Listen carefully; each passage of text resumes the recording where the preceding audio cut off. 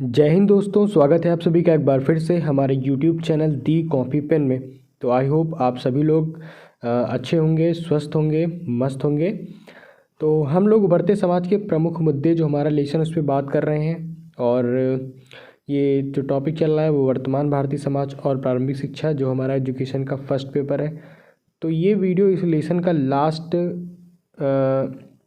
Video है, ठीक। जो लेसन हम लोग जिस लेसन की हम लोग बात कर रहे हैं बढ़ते समाज के प्रमुख मुद्दे, तो आज हम देखेंगे महत्वपूर्ण अति लघुत्तरीय प्रश्न, और इनके माध्यम से आप काफ़ी कुछ सीखने को आप लोगों को जरूर मिलेगा, काफ़ी कुछ सीखने को, ठीक। तो पहले प्रश्न की बात करते हैं। प्राथमिक शिक्षा में सर्वसुलभता से क्या आशय है? तो प्राथमिक शिक्षा की सर्वसुलभता की प्रथम सुविधा है विद्यालय का घर के करीब होना, ताकि बच्चे अकेले विद्यालय सुरक्षित रूप से कम समय में पहुंच सकें। प्रत्येक छोटे से छोटे गांव में विद्यालय स्थापित होने चाहिए। देखिए, सर्व सुलभता से क्या आशय है? तो दो चीज़ें हैं कि विद्यालय जो है ना वो घर के पास में हो, जिससे बच्चे अकेले जाएं, वो भी सेफ्टी के साथ, और छोटे छोटे जो गांव हैं उनमें विद्यालय होने चाहिए। इसके बाद है कि प्राथमिक शिक्षा में सर्वव्यापी नामांकन से क्या तात्पर्य है? तो सर्वव्यापी नामांकन से यही मतलब है कि जो बालक बालिका जो 6 से 14 वर्ष तक के हैं सभी को अनिवार्य रूप से प्रवेश दिलाने के लिए है, ठीक। और यही जो प्रवेश दिलाया जाता है तो यही क्या है? सर्वव्यापी नामांकन। ऐसे ही सर्वव्यापी नामांकन की समस्या क्यों उत्पन्न हुई?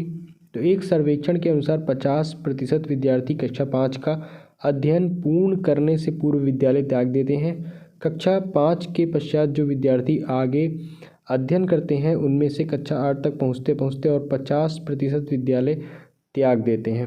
अर्थात 1 से अध्ययन प्रारंभ करने के पश्चात कक्षा 8 उत्तीर्ण करने तक केवल 25% विद्यार्थी ही बच पाते हैं और शेष 75% विद्यालय छोड़ देते हैं। नेक्स्ट है कि शैक्षिक अवसरों की समानता से आशय क्या है? तो जिन स्थानों पर विद्यालयों की स्थापना नहीं हुई है वहाँ बालकों को पढ़ने की वे सुविधाएं प्राप्त नहीं होती जो उन बालकों को प्राप्त होती है जहाँ पर इस प्रकार के विद्यालय हैं। इस प्रकार शिक्षा के अवसरों की समानता से आशय यह हुआ कि सभी बालकों को शिक्षा प्राप्त करने की समान सुविधाएं तथा अवसर प्राप्त हों, ठीक। इतना है समझ में। इसके बाद नेक्स्ट हमारा जो प्रश्न है वो है शैक्षिक अवसरों की समानता के विषय में कोठारी आयोग ने क्या कहा है? तो इसका उत्तर ये है कि शिक्षा का एक महत्वपूर्ण सामाजिक उद्देश्य है क्या? अवसर की समानता प्रदान करना, जिससे पिछड़े तथा दलित वर्ग और व्यक्ति शिक्षा के द्वारा अपनी स्थिति सुधार सकें, ठीक है। नेक्स्ट है कि शैक्षिक विषमता का एक कारण निर्धनता भी है। कैसे? ठीक, अब निर्धनता जो है वो शैक्षिक विषमता का एक कारण है, कैसे ये आपको बताना है। तो शिक्षा के अवसरों की विषमता का एक और कारण यह है कि जनसंख्या का एक बहुत बड़ा भाग निर्धन है और बहुत थोड़ा भाग धनी है। एक निर्धन व्यक्ति का बालक किसी शैक्षणिक संस्था के निकट होते हुए भी वह अवसर प्राप्त नहीं कर पाता जो एक धनी व्यक्ति के बालक को शिक्षा संस्था के दूर होने पर भी मिल जाता है। तो ये कारण आप ध्यान में रख सकते हैं। इसके बाद शिक्षा को व्यवसायीकरण की आवश्यकता क्या है? ठीक, तो जनता एवं देश की खुशहाली तभी पूरी हो सकेगी जबकि हमारी शिक्षा प्रणाली इस प्रकार हो कि वह कुशल और व्यावहारिक नागरिकों का निर्माण करे, पढ़े लिखे बेकार जो नागरिक होते हैं उनका निर्माण ना करे। नेक्स्ट हमारा जो प्रश्न है कि बचपन छीनता बाल श्रम पर हमें क्या लिखनी है? टिप्पणी लिखनी है। तो सरकार ने तथा संविधान ने ऐसी व्यवस्था की है कि वे निःशुल्क शिक्षा प्राप्त कर सकें। कौन? जो बच्चे बाल श्रम वगैरह करते हैं, जिनको शिक्षा प्राप्त नहीं हो पाती या फिर पैसे के अभाव में शिक्षा प्राप्त नहीं कर पाते, तो सरकार और संविधान ने ऐसी व्यवस्था की है कि वे निःशुल्क शिक्षा प्राप्त कर सकें। इसी आधार पर निःशुल्क तथा अनिवार्य प्राथमिक शिक्षा तथा शिक्षा का अधिकार अधिनियम बनाए गए हैं, किंतु निश्चित रूप से पारिवारिक स्थिति अनिवार्य बाल शिक्षा में बाधक है। पारिवारिक परिस्थितियां बाल श्रम को विवश करती हैं।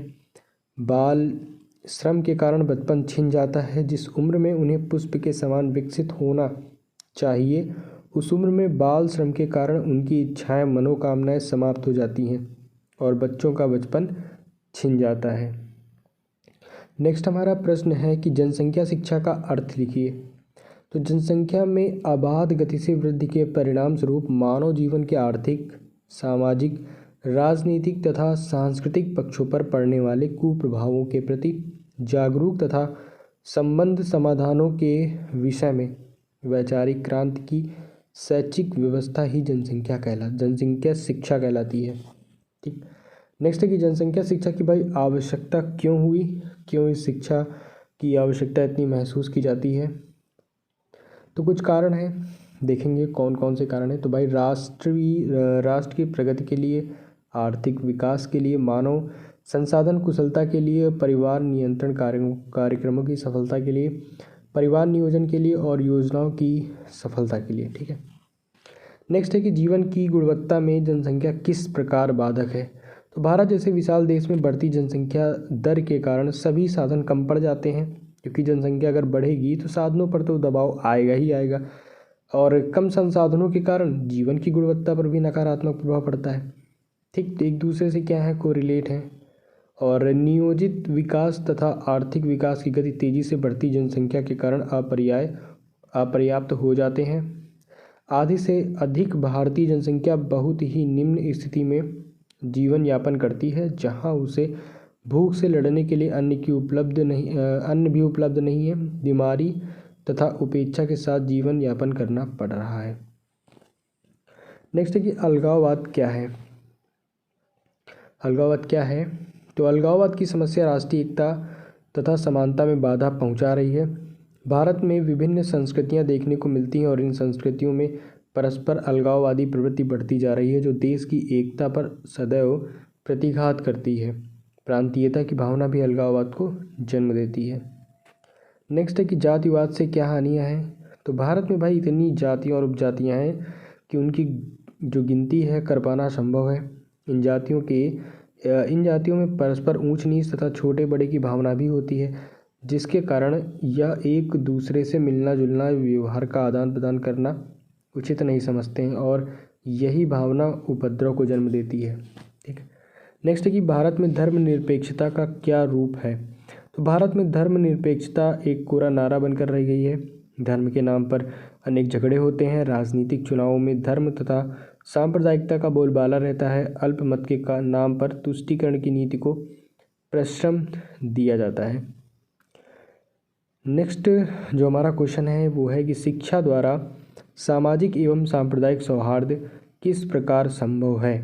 ठीक, किस प्रकार संभव है। तो शिक्षा सामाजिक एवं सांप्रदायिक सौहार्द के विकास में महत्वपूर्ण भूमिका निभा सकती है। यह विभिन्न संस्कृतियों में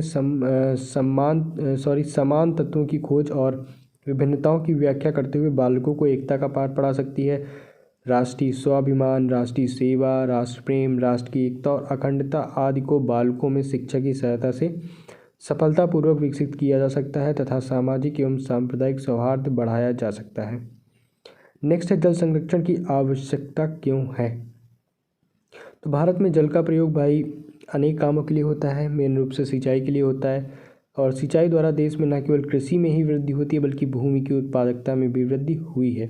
इस प्रकार खाद्यान्न के उत्पादन में भारी मात्रा में जल की आवश्यकता होती है। इसके अतिरिक्त घरेलू तथा औद्योगिक कार्यों के लिए भी विशाल मात्रा में जल की आवश्यकता होती है। भूमंडलीय ताप वृद्धि का पेड़ पौधों पर क्या प्रभाव पड़ेगा। तो भूतल पर ओजोन क्षरण तापमान में वृद्धि से स्थलीय और जलीय दोनों वनस्पतियों के ऊपर बुरा प्रभाव पड़ेगा। पौधों की उत्पादकता में कमी आएगी, पौधे झुलसकर सूख जाएंगे। नेक्स्ट है लैंगिक असमानता दूर करने से क्या तात्पर्य है। तो बालक एवं बालिका दोनों को समान रूप से देखना, उनके साथ किसी भी प्रकार का भेदभाव ना करना, समाज में फैली विषमताओं को दूर करके सभी बच्चों को विकास का समान अवसर दिया जाना चाहिए। आवश्यकता इस बात की है कि शिक्षा बालकों में समानता की भावना का विकास करे। इसके लिए आवश्यक है कि बालक बालिकाओं को एक स्तर तक अनिवार्य निःशुल्क एवं सार्वभौम शिक्षा दी जाए। ठीक। नेक्स्ट है कि शिक्षण अधिगम प्रक्रिया में जनसंचार माध्यम मल्टीमीडिया का प्रभाव बताइए। तो शिक्षण अधिगम प्रक्रिया को अधिक प्रभावी बनाने में मल्टीमीडिया अत्यंत सफल सिद्ध हुआ है। शिक्षार्थियों को तेज़ी से पृष्ठपोषण प्रदान करने में तथा उनके एकरूपता को दूर करने तथा ठहराव को कम करने में विभिन्न माध्यमों का संयोजन अत्यंत प्रभावी पाया गया है। शैक्षिक क्रियाकलापों तथा सेवाओं का शिक्षार्थियों तक पहुंचाने में मल्टीमीडिया एक उपयोगी, महत्वपूर्ण तथा प्रभावी उपकरण के रूप में सामने आता है। नेक्स्ट है कि दूरस्थ शिक्षा में जन संचार माध्यम की भूमिका बताइए।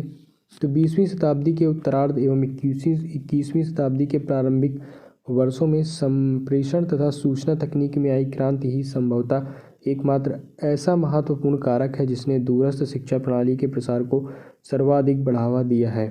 सूचना संप्रेषण तकनीक ने ही शैक्षिक नियोजनकर्ताओं को दूरी तथा निर्जनता, दुर्गमता की सीमाओं को तोड़कर शैक्षिक सुविधाओं का विस्तार करने के लिए प्रेरित किया है। नेक्स्ट है कि जनसंख्या शिक्षा को राष्ट्रीय कार्यक्रम के रूप में किस वर्ष लागू किया गया था। ये पिछली परीक्षाओं में आया हुआ प्रश्न है, तो इसका उत्तर है 1969। नेक्स्ट है कि शिक्षा को निश्चित स्तर तक सभी लोगों के लिए अनिवार्य एवं निःशुल्क उपलब्ध कराना किस योजना या कार्यक्रम का तात्पर्य है। तो ये भी प्रश्न पिछली परीक्षाओं में पूछा गया प्रश्न है। तो उत्तर है कि शिक्षा का सार्वभौमिकरण, शिक्षा को प्रत्येक बालक तक पहुंचाना। नेक्स्ट है एक निश्चित आयु स्तर से कम आयु स्तर के बालकों से घरेलू कार्य कराना क्या कहलाता है। तो इसका उत्तर है बाल श्रम। नेक्स्ट है कि परिवार, समाज, राज्य एवं जनसंचार माध्यम किसके प्रभावी कारक हैं। तो शिक्षा के प्रभावी कारक हैं। नेक्स्ट प्रश्न है कि विद्यालयों में सभी को एक साथ रखना, सबके साथ समान व्यवहार करना तथा सभी के बीच एकता बनाए रखना क्या कहलाता है। तो ये शैक्षिक अवसरों की समानता कहलाता है। विद्यालय समाज में सभी के बीच लिंग भेदभाव के कार्य या व्यवहार करना क्या कहलाता है। तो लैंगिक समानता कहलाता है। और पर्यावरण प्रदूषण की बात हम लोग कर चुके हैं। निःशुल्क एवं अनिवार्य बाल शिक्षा का अधिकार अधिनियम 4 अगस्त 2009 को पारित हुआ। राष्ट्रीय जनसंख्या नीति का प्रमुख उद्देश्य क्या है। तो उद्देश्य भाई यही है कि आर्थिक, सामाजिक, जनांकीय, राजनीतिक आधार पर प्राप्त करने वाले लक्ष्यों की प्राप्ति के लिए जो कार्यक्रम बनाए गए उनका मापन करना। जल प्रदूषण को दूर करने के उपाय भी हो चुका है और पर्यावरण संरक्षण अधिनियम जो है 1986 में लागू हुआ। बालिका शिक्षा की 2 प्रमुख समस्याएं, तो शैक्षिक अवसरों की समानता की समस्या और कन्याओं की शिक्षा के प्रति उचित दृष्टिकोण का अभाव। नेक्स्ट है किन्हीं 4 मानवीय मूल्यों का उल्लेख कीजिए। तो सच्चाई हो गया, सत्यनिष्ठा, उत्तरदायित्व की भावना और दया भाव, ये 4 हो गए ना। तो इसी के साथ आज का जो वीडियो है यहीं पे समाप्त होता है और ये जो लेसन है जो कई पार्टों में बनाया गया है ये भी पूरी तरीके से ख़त्म होता है।